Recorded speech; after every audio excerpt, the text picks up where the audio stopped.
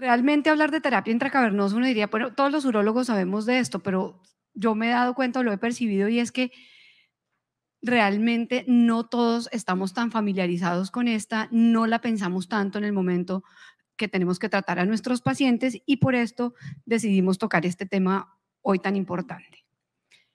Conflictos de intereses, realmente no tengo ningún conflicto que declarar, excepto este que es mi hijo Lorenzo. Y quiero hablar un poquito de la historia. Desde 1668, el doctor de Graaf usó la primera terapia intracavernosa, o se inyectó en animales solución salina viendo que la erección se mejoraba. Posteriormente se empezó a describir la electroestimulación como inductor de erección en perros. El doctor Secard describió la conexión hormonal entre la disfunción eréctil y la edad, y en 1875 él mismo se autoinyectó subcutáneamente testículos de un animal y logró encontrar algo de mejoría con lo que él pensaba que pues, no había niveles hormonales en sangre medidos en ese momento, pero clínicamente por un poco periodo de tiempo logró tener algo de mejoría. Después, hasta 1908, empezaron algunas cirugías y en este año se hizo la primera ligadura venosa dorsal. Más o menos en el 1913, los primeros dispositivos de pene, aunque en 1694 ya se habían descrito algunas bombas de aire. Después, en el 36, el doctor Nicola Borogas hizo la primera faloplastia total, después hizo el primer implante con costilla, era cartílago y hueso, pero al poco tiempo se reabsorbió, y en 1952 se utilizó la primera prótesis acrílica. Realmente los tratamientos para la disfunción eréctil del siglo pasado eran básicamente quirúrgicos. En el 66 empezaron las primeras prótesis de polietileno y silicona y se lograron, inicialmente había una acrílica que era por fuera del cuerpo cavernoso, después llegó a ser intracavernosa y se volvió el tratamiento más popular para la disfunción eréctil. Sabemos que la erección ha sido desde siempre y será siempre lo más importante para los hombres. Después, en el 73, empezaron las prótesis inflables y el doctor Carrión, pues, conocido por todos, que es peruano, y el doctor Small diseñaron unas prótesis maleables, rígidas, que tenían menos complicaciones, tenía, digamos, una muy buena respuesta, muy buena adaptabilidad, pero tenía un inconveniente, es que siempre estaban en rigidez, entonces no, digamos, eso lo hacía como no tan atractivo para algunos pacientes. En los 80 hubo un auge importantísimo de los dispositivos de vacío y también estuvo la revascularización. Todo esto para llegar a la terapia intracavernosa, y aquí les quiero contar una historia que me pareció realmente fascinante de alguna manera.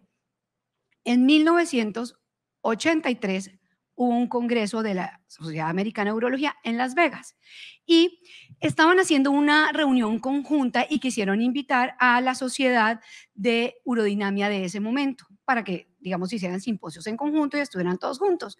Y la sociedad de urodinamia decidió invitar al doctor Giles Brindley, que era un fisiólogo inglés que él se había dedicado a estudiar acerca de la fisiología de la erección y por esto lo invitaron, pero además también sabía mucho de incontinencia. Entonces le dijeron que por favor llegara a hacer una charla de la fisiología de la erección. Esto era a las 8 de la noche porque era un simposio conjunto, se llama Simposio de Sexualidad, y debían o podían ir con sus parejas, o sea, había señoras dentro del auditorio.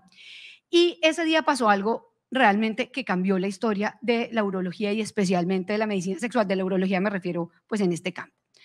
Encontré dos publicaciones, una de un residente que ya era mayor, que se encontró al doctor en el ascensor cuando se dirigía al auditorio y le pareció muy curioso que iba como en pantaloneta, muy deportivo de la cintura para abajo y también tenía pues debajo un short que ya después van a saber por qué. Y tenía en su mano el carrete de las diapositivas que empezó a revisar en el ascensor y empezó a ver erecciones y entonces él dijo, este va a ser el señor que va a dar una charla. En ese simposio estaba el doctor Tom Blue, el doctor Goldstein y había otras personas importantísimas en el campo de la medicina sexual.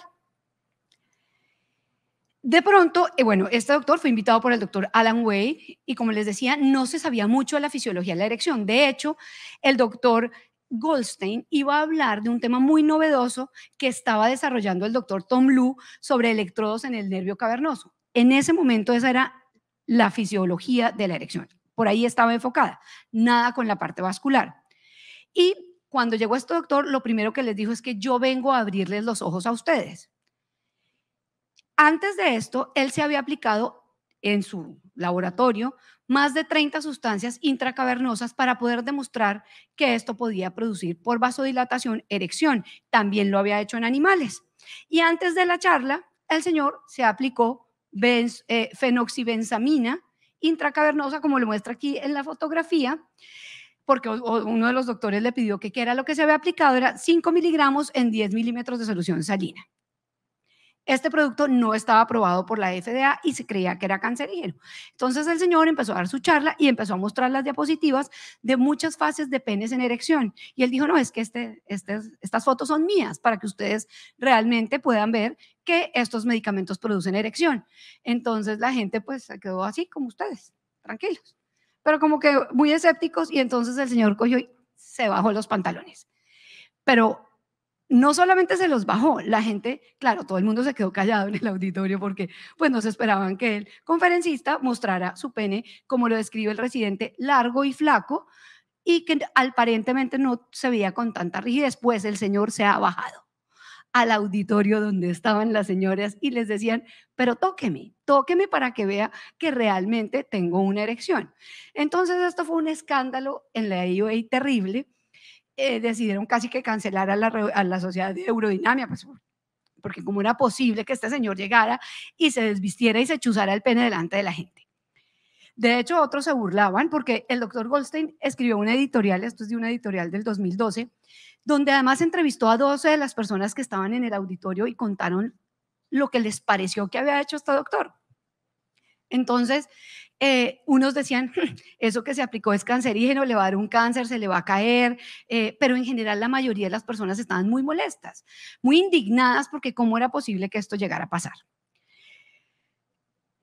Después de esto, Tom Lu e Irwin Goldstein empezaron a los pocos días a aplicar terapia intracavernosa en sus consultorios para los pacientes. Digamos, este fue el inicio de la revolución en la medicina sexual. Este señor, mostrando y bajándose los pantalones, hizo que esto cambiara.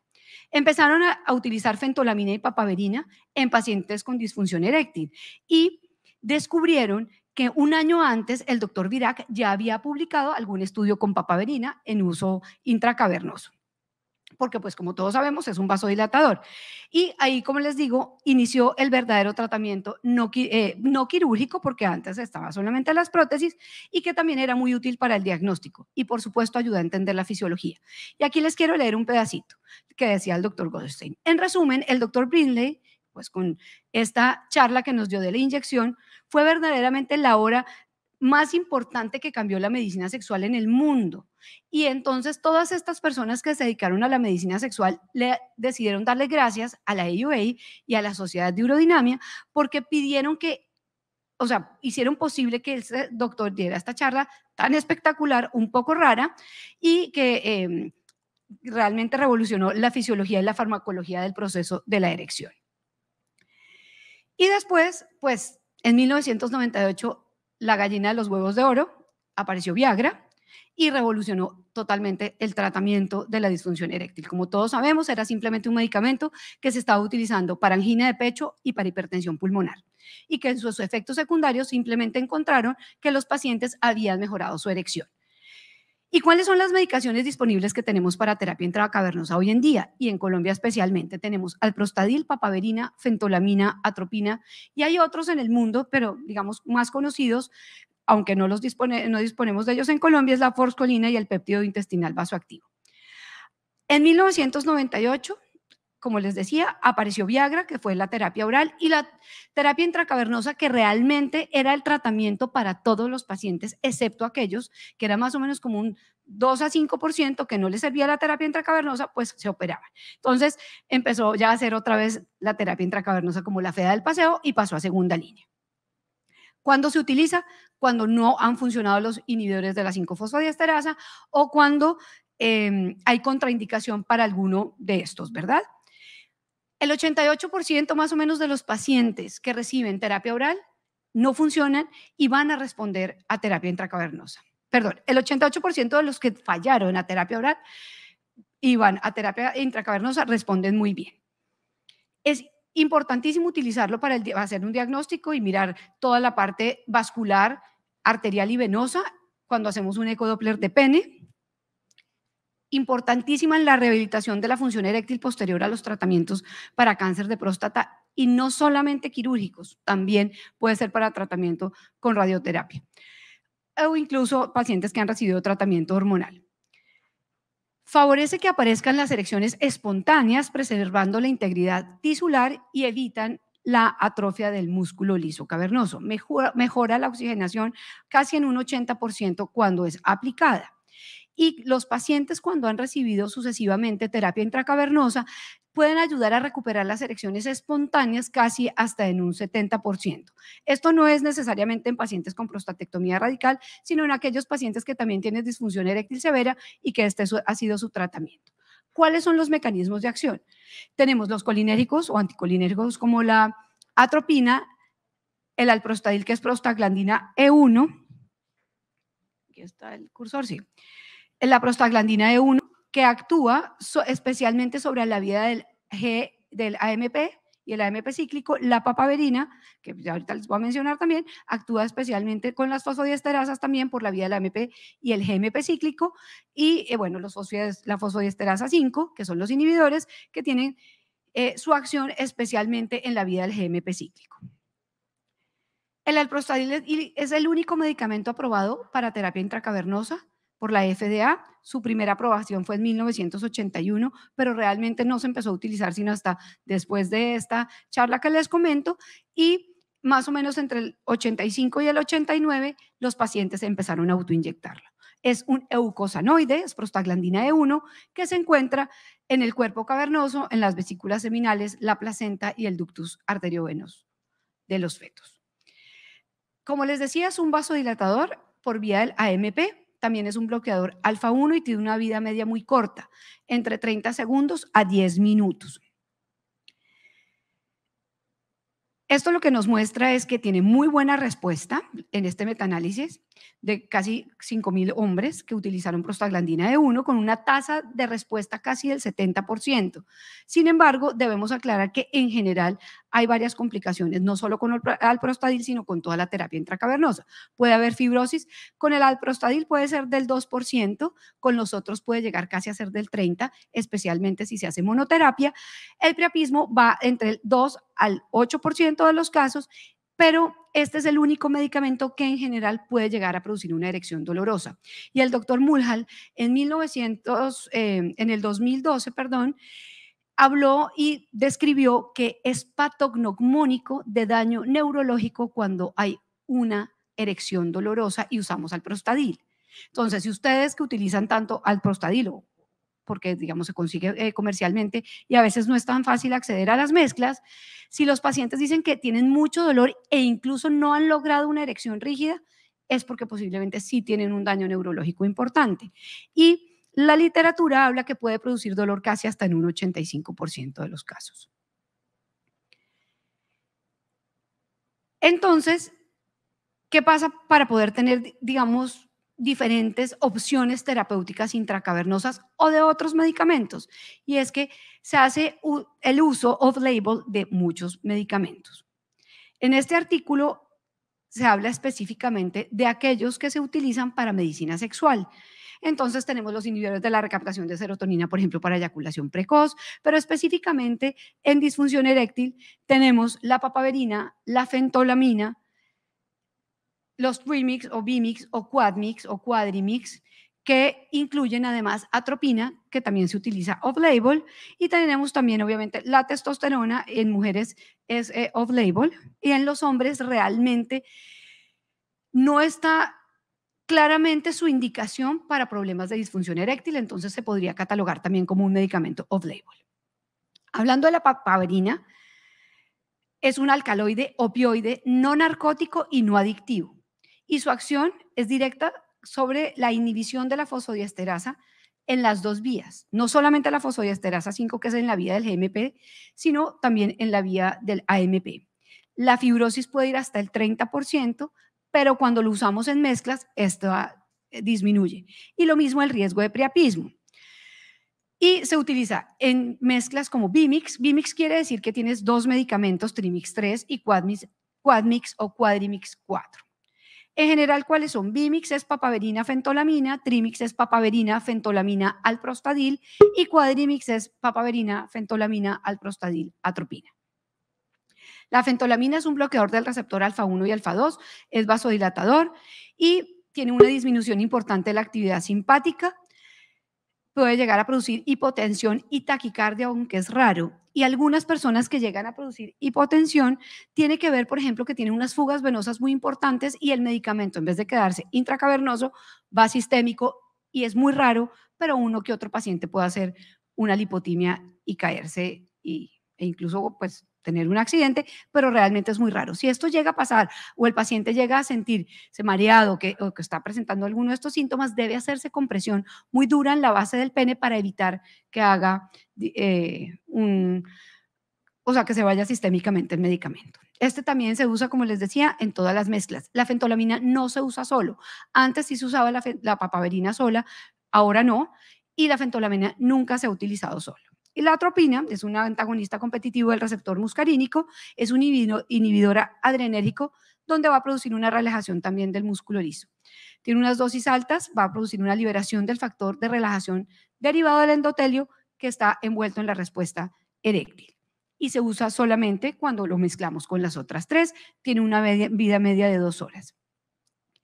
En este estudio se pudo demostrar que más o menos en 500 hombres entre 25 y 86 años se quería medir en protocolo progresivo cómo era la respuesta de las erecciones, que era un protocolo progresivo, y es lo que realmente se recomienda que hagamos con los pacientes. Y es, en general, mi recomendación es utilicemos mezclas, porque cuando se utilizan las mezclas, se utiliza menos cantidad, se potencian las mezclas que utilizamos, hay menos fibrosis, hay menos priapismo y la respuesta va a ser mucho mejor.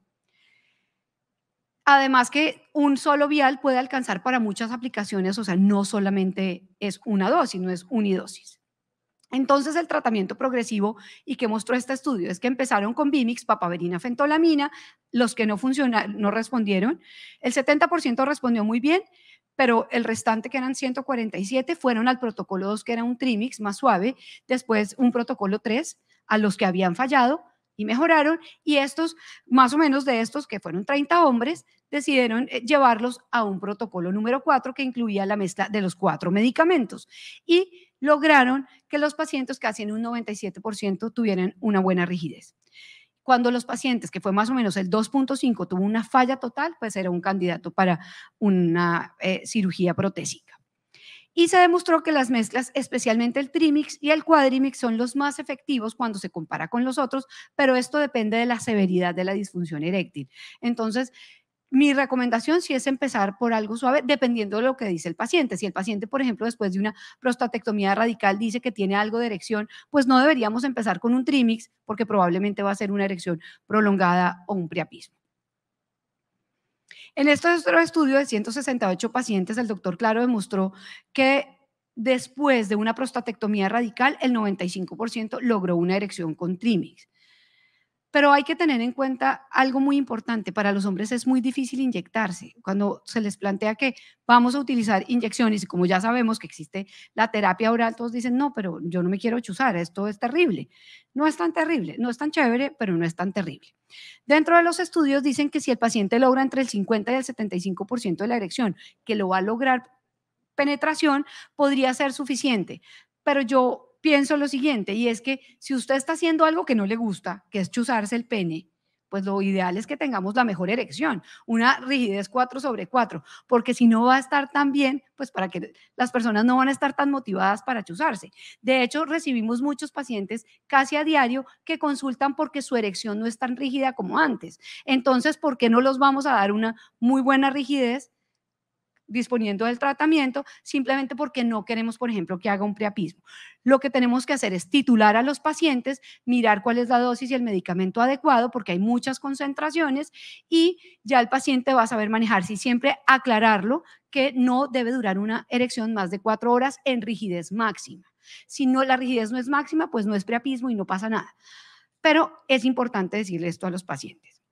El doctor Mulhall también demostró que cuando se inicia terapia temprana después de una prostatectomía radical, especialmente en los primeros 6 meses, la respuesta en el puntaje del cuestionario IFF era mucho mejor que cuando se empezaba después de los 6 meses. Así que, pues, esto es una invitación más a que los pacientes les empecemos de manera temprana una terapia intracavernosa cuando han sido sometidos a tratamiento quirúrgico. Algunas recomendaciones que les puedo dar. Como les decía anteriormente, titular a cada paciente. Yo sé que no es tan fácil el tiempo, es una consulta dispendiosa porque uno pues lo puede inyectar y si lo manda para la casa, pero el paciente hizo un preapismo y vuelve a los 2 días, vamos a tener un problema incluso legal importante. Yo los cito, los dejo, miro cuánto les dura, muchas veces hacen erecciones prolongadas y si tiene una erección más 4/4 más de 2 horas, les inyecto fenilefrina con lidocaína y si a la segunda inyección no han mejorado, les hago un drenaje en el consultorio con un yelco. Simplemente le infiltro la piel, les pongo un yelco y sacamos la sangre y el paciente se va a su casa tranquilo. Les da miedo volver de pensar que van a tener que hacer otro priapismo después, a veces pasa, pero entonces uno simplemente va cambiando la dosificación. Existe lo peor de dos mundos, el que no le sirven las pastillas y el que con la mínima dosis de terapia intracavernosa hace erección prolongada o priapismo. Entonces, pues ahí realmente nos queda ofrecerle de pronto una cirugía, así no la necesitara tanto o que realmente esperara un poco más a ver si va a tener una recuperación espontánea. Siempre después de cada 4 horas el paciente debe ir a un servicio de urgencias y se debe hacer la inyección con fenilefrina o con etilefrina o norepinefrina, lo que se tenga disponible en el servicio de urgencias, drenaje con o sin lavado y en algunos casos algunos pacientes que no mejoran deben ser llevados a cirugía. Debe hacerse, para concluir, un tratamiento escalonado, es efectivo y la mayoría de los pacientes, más del 92%, están satisfechos con la respuesta eréctil a la terapia intracavernosa. Sin embargo, la tasa de abandono al año y año y medio es casi del 50%. Hay algunos pacientes que se adaptan y duran 10 años con su terapia intracavernosa, se sienten cómodos, pero muchos de los pacientes no soportan, entre comillas, inyectarse el pene. Definitivamente restablece la actividad sexual y produce una mejoría de las erecciones espontáneas. Importante para recalcar, no debe utilizarse diario, máximo 3 veces a la semana por el riesgo de fibrosis. Y como yo le digo a veces a los pacientes, bueno, pues si de vez en cuando quiere 2 días seguidos, no pasa nada, pero que no sea la rutina, porque la fibrosis sí va a llegar a ser un problema después. Esto era todo lo que les quería compartir.